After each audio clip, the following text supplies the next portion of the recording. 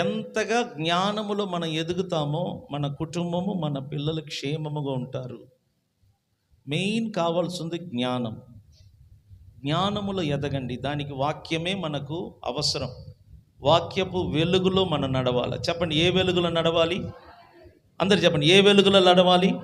వాక్యపు వెలుగులో మనం నడిచినప్పుడంట ఆ వెలుతురులో మన చుట్టూ ఏమున్నదో కనబడుద్దంట.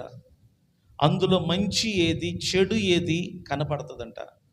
అప్పుడు మనం ఏం చేస్తాం? ఆ వెలుగులో కనబడుతున్న మంచిని ఏరుకుంటాం, చెడుని ఏం చేస్తామంట? విడిచిపెడతాం. అదే వెలుగు లేదనుకోండి, చీకటి ఆవరిస్తుంది. ఈ చీకటిలో చూడు, మంచికి చెడుకు రెండిటికి తేడా కనబడదు.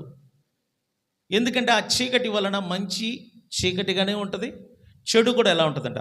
చీకటిగా ఉంటుంది. మనం ఏమనుకుంటామంటే అన్ని మంచి అనుకొని కొన్నిసార్లు చెడును ఎంచుకొని బాధపడుతూ ఉంటాం.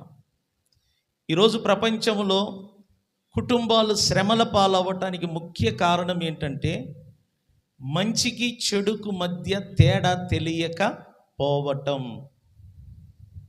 దాన్ని ఏమంటారంటే గలిబిలి అంటారు, కన్ఫ్యూషన్ అంటారు.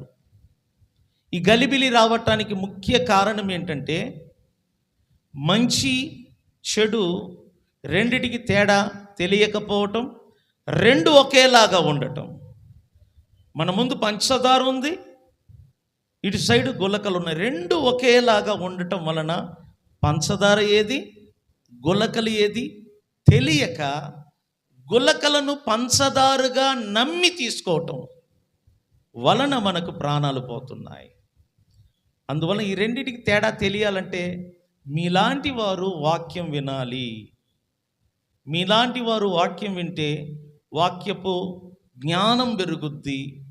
ఆ జ్ఞానం వలన చెడు ఏది మంచి ఏది నీకు అర్థమవుతుంది.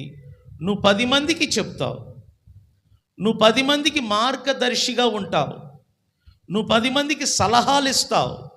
కొన్ని కుటుంబాలు సమస్యల్లో ఉంటే ఆ కుటుంబ సమస్యలకు కారణం ఏంటో నువ్వు సలహా ఇచ్చి నువ్వు రక్షిస్తావంట. కాబట్టి ఈ చివరి రోజుల్లో సంఘ బిడ్డలైన మీరు వాక్య జ్ఞానములో ఎదగండి. దేవుని బిడ్డలారా, వాక్య జ్ఞానములో ఎదిగే కొలది నీకు జ్ఞానం పెరుగుద్ది. నీ ఇంటిలో ఉన్న సమస్యల నుంచి నీకు నువ్వే బయటికి వస్తావు. నువ్వు ఇతరులను రక్షించగలుగుతావు, ఇతరులను ప్రోత్సహించగలుగుతావు, ఇతరులను నువ్వు బలపరచగలుగుతావు నీ నోటి మాటల ద్వారా.